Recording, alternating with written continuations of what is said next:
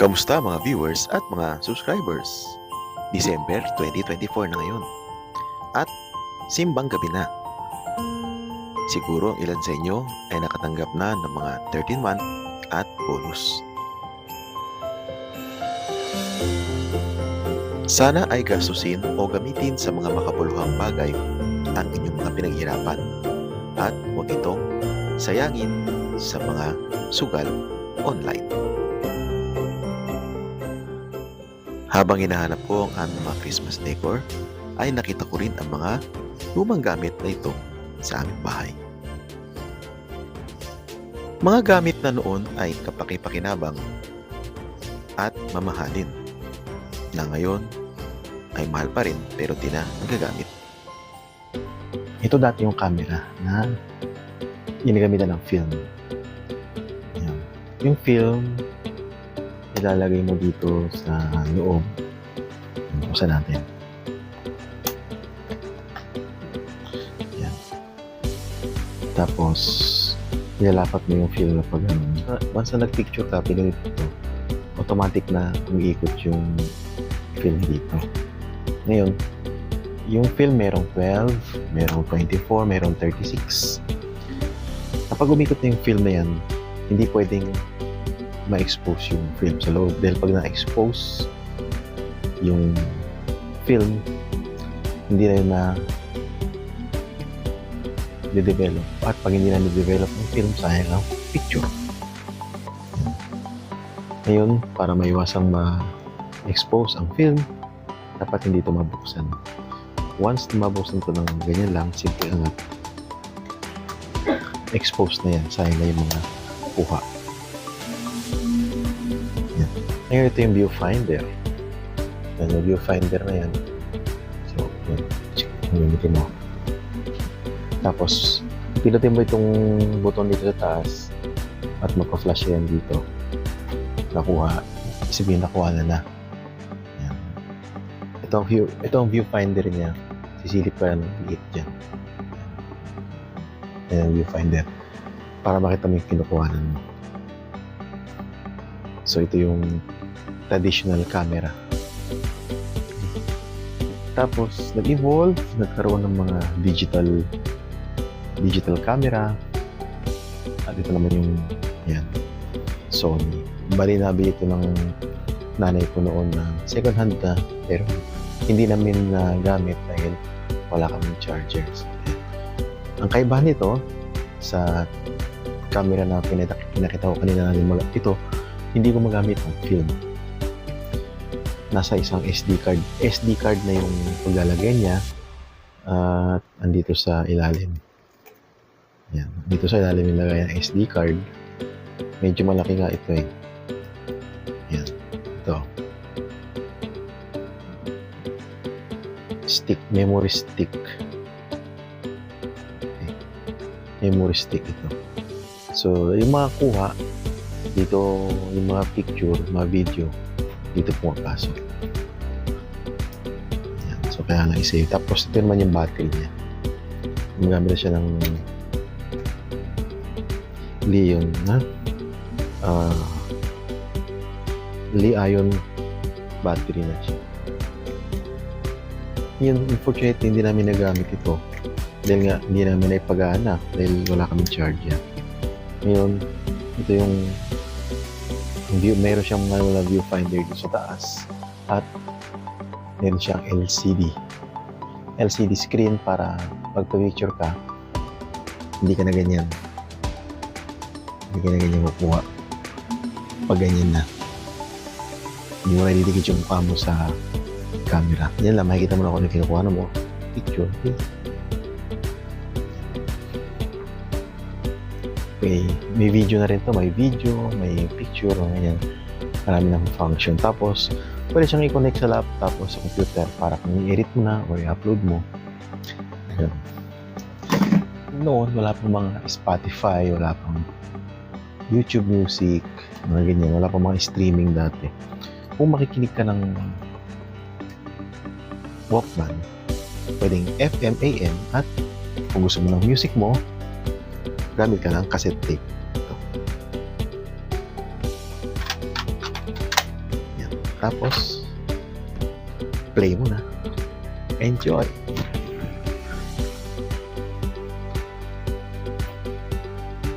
Enjoy. Ganyan, dati.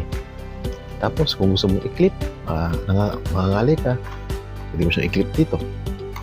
Ganyan. Or pwede rin sa may pants mo. Ito.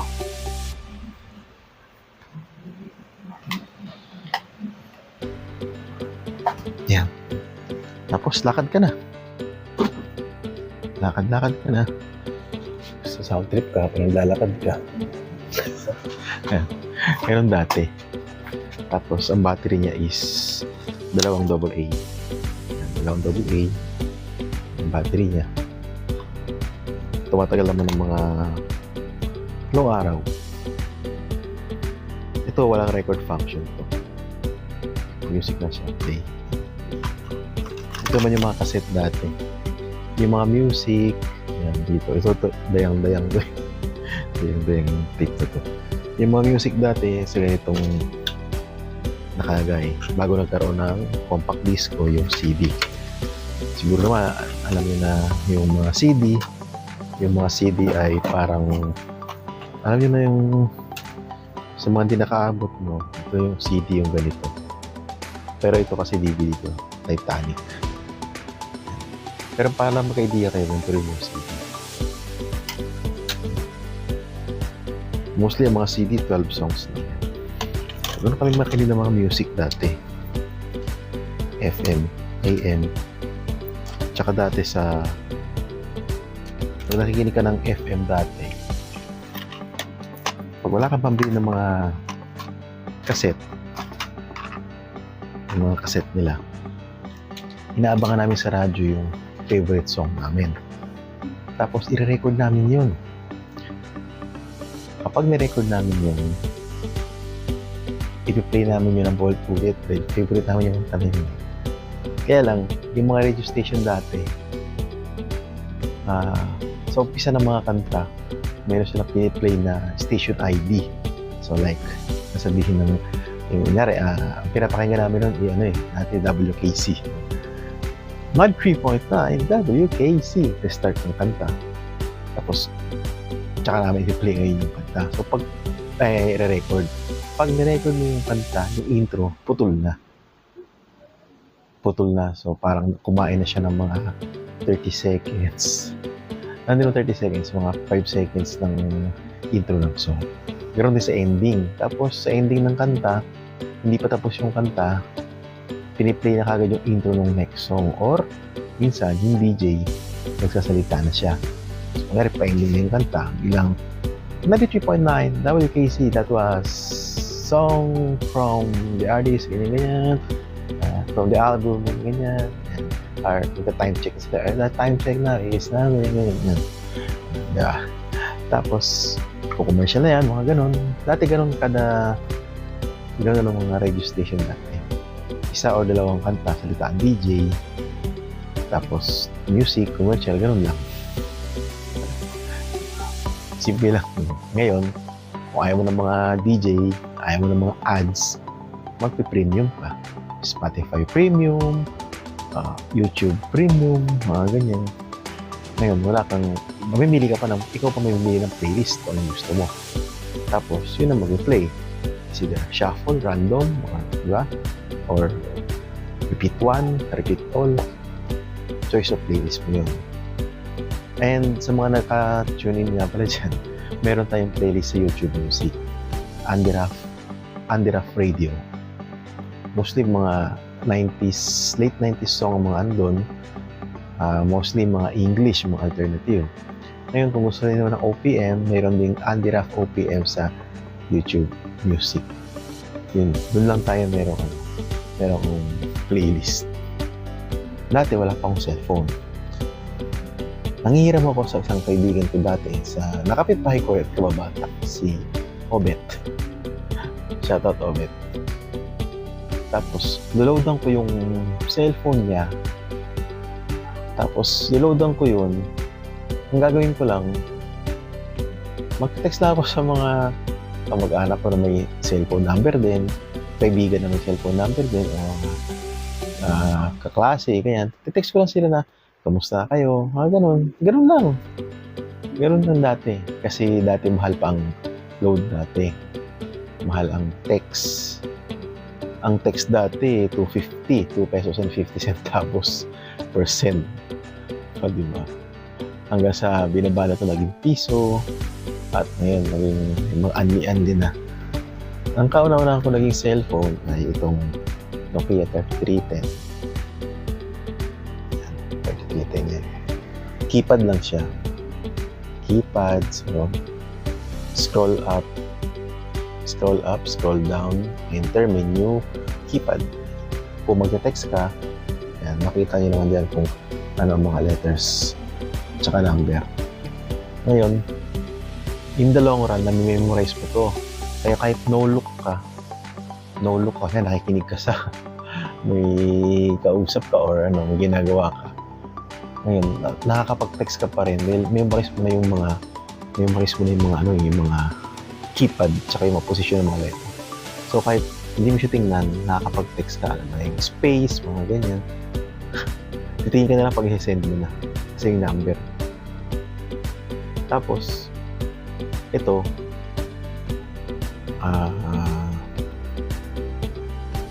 medyo skandaloso to dahil pag hindi mo na-mute yung mga notification sounds nito, pag nawalan ka ng load, tumutunog to at tutunog to na wala ka ng load. Kasi pa nag-send ka, mag-failed na siya. Lalabas sa screen, message sending failed. Tapos tutunog yan ng tet. Tapos, or mali. Pag wala pa ng load, ang lalabas dito ay check operator services. Pero may tunog yung tet. Pag di mo na i-silent yun, maririnig na yung tao. Parang pagkatawa ng kanila yun. Parang nakakahiya din wala ka ng load. At dati, bago ka magka-load, bibili ka ng card. Ito ang pinaka-popular na load natin. Ang Globe. 250. Ayan, 250 yan. Yan ang pinakamurang load dati. At, pag binili mo to, tatawag ka pa sa kanila. Kakaskasin mo muna to. Kakaskasin mo muna ng coins itong ano na yan. Ayan. Yan, ito covered yan. May cover yan na parang silver. Kakaskasin mo yan. Yan. Tapos dati, sabi ko nga, wala pang unli dati. So yung 250 na ito, 250 na prepaid load na yan ng Globe. Sandali lang yan maubos. Dahil pag tumawag ka, ano na yan dati, 650 per minute. 650 yata. Pwera pang iba pa yun pagka Globe to Globe lang yung 650 na yun. Pag ibang network, tatawagan mo, kanya tatawagan ng smart. Medyo may kamahalan to, parang basta, mas mataas sa 650. Tapos ang text, 250. Tapos pagka ibang network ang text mo, parang may additional charges pa siya na basta mas mahal dati. Hanggang sa nauso to nung 2004 or 2003 na may isang pumasok na competitor.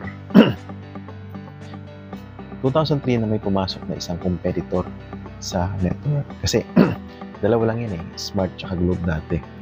So kung ang Globe dati mayroong 250 na call card na load. Siyempre ang Smart dati, mayroon din siya. Mayroon siyang 300. Yan. 300. Karton pa to. Karton. Makapal na karton. Yan.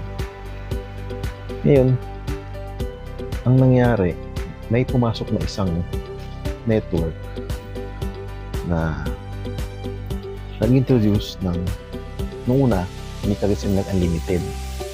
Ngayon, wala silang subscriber dahil bagong new player sila, tapos wala pa silang ganong cell site daw.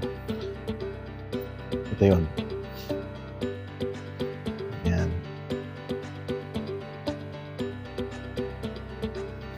Sun Cellular. So isang araw, dahil mahal masyado yung 250 na load tsaka 300 sa Smart, hindi na masyado ma-afford ng mga subscriber ng Smart. In-introduce nila ang Putex 100. Yeah. Kasi dati uso ang mga TextMate dati. TextMate, mga ganyan. Hi, can you give me TextMate? So, Putex. From the word itself, Putex, isabihin, text lang. Walang tawag. So, ito ay 100 text. Okay? Text only prepaid, that's easy on the pocket. Ayan. So, text lang siya. Pag nag-load ka nito, makakapag-text ka ng 100 kasi nung time na yun, bumaba na ang text messaging sa piso. Piso per send per network to network, tapos kung ibang network to 50, parang gano'n. Yung e-load noon, pupunta ka na yan parang ngayon, pupunta ka sa tindahan, bigyan mo yung number mo, tapos i-load, mag-send na load sa'yo. At ang nausong load ng dati is regular lang. Mag-start sa 30, 60, tsaka 115 o 115. Yan yung regular, economy, tsaka meron pa isang tawag yan regular, economy, and hindi business class parang special or something. Tapos yun nga, pumasok na si Sun Cellular sa market. Pagpasok ni Sun Cellular sa market, ang ginawa niya, dahil gusto niya makagain ng subscriber si Sun Cellular, gusto niya makagain ng mga maraming subscriber sa market, in-introduce niya ang Only Call and Text 24/7. Ibig sabihin, mag-load ka lang ng dati yata, I'm not sure, parang 500 yata or 300. Call and text unlimited na yan, magsawa ka. Within 30 days. 30 days na yan. Ngayon, pumatok siya ng una. Mga ano yan, around 2006 yata yan or 2005. Pumatok siya ng una. Ang daming nagsibilihan dyan, ang mga magjojowa, mga magkasintahan. Kasi, mo, LDR, dun na. LDR noon, no? Pwede ka na magtawagan ng matagal. Dati, hindi pa uso yung unlimited dati, puro drop calls lang. Hello, kumusta? Patay. Tapos, tawag ulit. Okay lang. Kasi dati yung drop calls, pag hindi umabot ng 1 minute yung tawagan ninyo, walang charge sa load yan. Opo, walang charge sa load yan. Ang tawag mo, pag-ring. Hello, kumusta? Patay. Sa tatawag ulit siya ngayon kung may load siya. Okay lang. Nasa ka? Dito na. Ganun lang. Ganun natin putol-putol. Talagang dapat hindi aabot ng 30 seconds yung salita para hindi magkaroon ng charge. Ngayon, si Sun Cellular, nag-introduce siya ng call and text unlimited. Kahit nasa kahit nasa bus ka ngayon, nasa jeep, sige, kwentuhan, ganyan. Umabot pa sa point na may mga company na nag-avail ng kanilang unlimited service. Kaya nakatipid ang mga company noon. So, maganda ang Sun dati. Dahil unlimited talaga siya. Isipin mo, malaking bagay kung marami kang pinatawagan dati. Kung meron kang mga transaksyon, meron kang marami kang kaibigan, meron kang karelasyon sa malayo. Dati kasi hindi pa naman ganong uso yung mga online yung dati na business. So, yan. Ganyan dati ang buhay noon. Simple lang. Pag gusto mo ng pelikula, load ka ng DVD. Pero bago nagkaroon ng DVD, may VCD.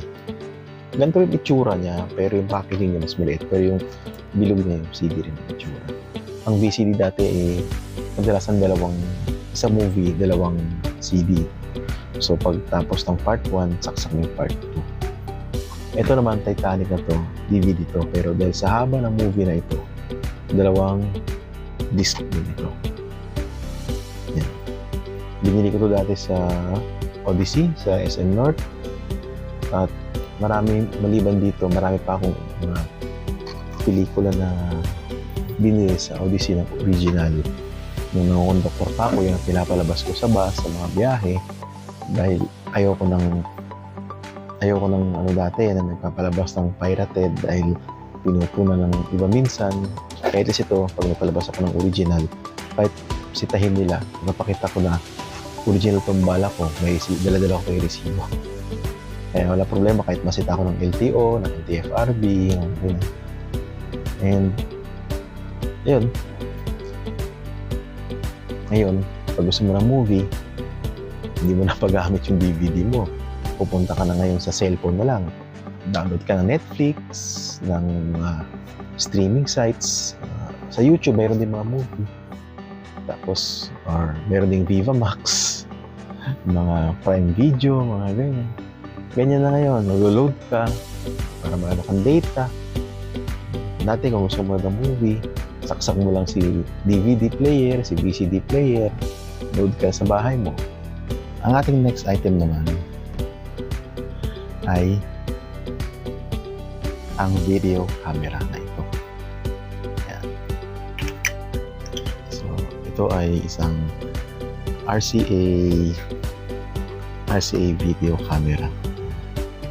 So, ito ay handheld na tinatawag. Ngayon, ito ang kanyang strap. Ito ang kanyang handle. Tapos, ito ang kanyang viewfinder. May lens. Ito ang kanyang lens. Tapos, ito yung mga function buttons niya. Ito yung zoom in, zoom out. Yan. Tapos, ito yung itong pula na to. Yan. Yan ang record button. Ito. Start yan. Yan. Ganito mag-video dati. Kita niyo. Yan. Pwede mong isagad yung mata mo dyan. Pwede mong ganyan lang.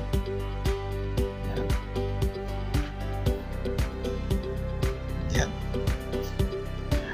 Ganyan. Ganyan dati. So, ito yung mga unang camera noon. Dumadaan na airplane. Tapos, ito may battery na pinakabit dito. Ngayon yung ito yung battery pack niya. Ngayon, so ito ay ikakabit dito.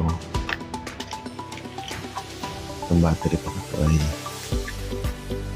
rechargeable din ito. Ikakabit mo dyan. Tapos, medyo may kabigatan siya. Mag-video ka na. Pwede mo siya lagyan ng tripod. Niluluto siya sa ilalim. Lagayan ng tripod ito. Tapos, yan. Ganyan mag-video dati. Yan. Video ka ng mga special moment natin. Magsuswimming kayo. Mamasyal kayo. Instead na picture camera, ito ang dala nyo. Pero mga ganito dati mga may kaya. And itong RCA video cam na ito ay meron ng electronic image stabilization. Kita nyo? Ayan. Ayan. Meron siyang EIS kung tawagin. Electronic image stabilization. Noon pa man meron ng image EIS. Ngayon, pati sa mga cellphone natin meron na. Ayan. 16 times zoom, function, camera, VCR, tapos ito yung injecting tape. Ayan. Injecting tape, ito yan. Ayan siya. Bumubukas yan. May lagayan ito ng tape. Actually, ang V8 ang tawag dito. Hindi kasi wala na kasing power pero bumubukas yan. So, ito may lens cover siya. Yan. Itong bilog na ito, lens cover yan. Para pag di ginagamit, yan, protektado yung lens. Ayun, itong camera na to ay binigay sa akin ng mga kamag-anak natin from abroad. Dahil nabalitaan nila na nag-take ako ng ginawa kong course ng college ay mass communication. So, malaking tulong daw ito. At talaga namang malaking tulong sana ito noon para sa mga video productions, kung meron kayong mga shoot. Dahil kahit paano ito is updated pa naman ito nung time na yun, mga by 2003. Kasi gumagana pa ito noon eh. Yun nga lang, hindi ko siya napagana dahil nung tinetesting namin ito, bigla nag-fade to white yung video niya. And then, yun nga lang, hindi na napagana. Hindi ko alam kung battery ang issue or power or kung naman, hindi na yung pinatingin. Dahil nung time na yun, uso na rin yung mga Digicam dati na Sony, mga Canon, na maliliit lang siya, pero mga worth 40,000 and up. So, yun yung mga ginagamit ng mga seniors ko. So, nag-video production sila. Nung time na yun, medyo nakakahiya ng gamitin ito, pero at least kahit paano, ano pa rin ito, nakakasabay pa rin. Yun nga lang, wala siyang digital viewfinder dito na gaya ng mga handycam or mga videocam dati na viewfinder dito sa gilid na lumalabas para hindi ka na nakaganyan sa yung mata mo nakasilip ng ganyan. Tapos maliliit lang noon, ito kasi medyo malaki na maliit lang noon, siguro mga kalahati lang ito or mas mga 1/4 lang ang size nito dati, yung mga camera dati, video cam dati. And yun, medyo struggling tayo nung college dahil nung time na yun marami naging sabay-sabay ng mga dagok sa buhay. Diyan yung nagkasakit yung aking tatay na nung time na yun hindi ko man lang nasuportahan dahil nga nung time na yun wala tayong kabuhayan na yun. Hindi. Tapos bali nung time na yun nagka-college, kwento ko na lang nung nagka-college ako nung pinaaral ako ng tiyahin ko, tapos pagka wala akong pasok, pag Friday, ganyan, Saturday, Sunday, namamasada ako ng tricycle dito sa lugar namin, sa Quezon City. Tapos yun ang aking ginagamit na pambili ng mga libro, ng mga workbook, masahe for the week, mga ganun. Yung time na yun, hindi pa naman ganun kalaki ang mga masahe yun. Although medyo mahirap-hirap na yung buhay. So ito yung handycam na RCA na galing sa abroad na binigay sa akin ng mga kamag-anak ko. Shoutout sa mga kamag-anak ko dyan sa abroad. Salamat sa binigay nyo na camera. Ito iniingatan ko kahit na hindi ko siya nagamit, iniingatan ko ito dahil gusto ko balang araw i-display ko itong mga gamit ito sa bahay, mini-museum kumbaga. So, lahat ng ito ngayon, lahat ng mga gadget pinakita ko kanina, yung camera na ginagamit ko ng film, digital camera, cellphone, yung keypad, yung Walkman, yung tape recorder, cassette, DVD. Noon, sa isang item lahat yan. Pero ngayon, nasa cellphone na lang lahat yan. Nasa Android na lang lahat yan. Isang pindot mo lang, may movie ka na. Isang pindot mo lang, camera na. Isang pindot mo lang, nagre-record ka na ng video. Isang pindot mo lang, nagre-record ka na ng audio. Isang pindot lang, may music ka na. FM radio, nandun na lahat sa cellphone. Ganyan ka bilis mag-evolve ang ating technology. At sa paglaon ng panahon ay mas uunod pa ang teknolohiya natin. So with that, ay sana may mga naalala rin kayo sa mga lumang kagamitan ninyo at huwag niyo basta itatapon yung mga lumang gamit na yan dahil isipan niyo muna maigi bago niyo itapon yung mga lumang gamit niyo. Dahil baka mamaya may sentimental value yan sa ating mga mahal sa buhay, sa nanay natin. At marami silang memories sa mga gamit na yan. Kaya kung lalo nyo ma-dispose yan, siguro magandang isang gunin nyo muna sa kanila, kausapin nyo muna sila para maiwasan natin kasaktan ng kanilang damdamin, lalo na kung medyo may edad na yung ating mga magulang. Dahil ang ating mga nanay, tatay, lolo't lola, medyo sentimental yan. Ayan. Yun lang naman, ano ko lang yun, joke lang naman. So, muli, maraming salamat sa inyong panonood sa aking vlog.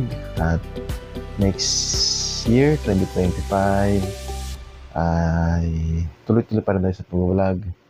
At basta may free time tayo, ay gagawa tayo ng vlog. So, mula dito sa aming munting tahanan, ako po ang inyong lingkod, si Andy Raff. Maraming salamat po sa inyong panonood. Bye-bye! Merry Christmas! Happy New Year!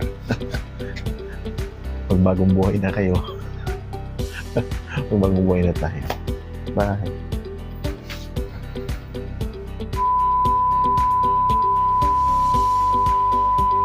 So, maraming salamat po sa inyong panonood. So, Pasko na ngayon. At malapit ang Pasko pala. Sana magkita-kita kayo ng mga mahal niyo sa buhay. Dalawin niyo naman sila kung nasa probinsya man sila. Maglaan kayo kahit na sandaling panahon lamang. Dahil mas masaya yung Pasko na kasakapiling natin yung ating mga mahal sa buhay at mga taong mahalaga sa atin. At sana sa susunod na taon, 2025, ay magsama-sama pa rin tayo. At hilangin ko na magkaroon tayo ng magandang kalusugan. Pati kayo na rin po. At huwag kalimutan magdasal sa taas, sa Panginoon. At higit sa lahat, alagaan ang sarili. Maraming salamat po sa inyong panonood. Ito po si Andy Raff. Hanggang sa muli.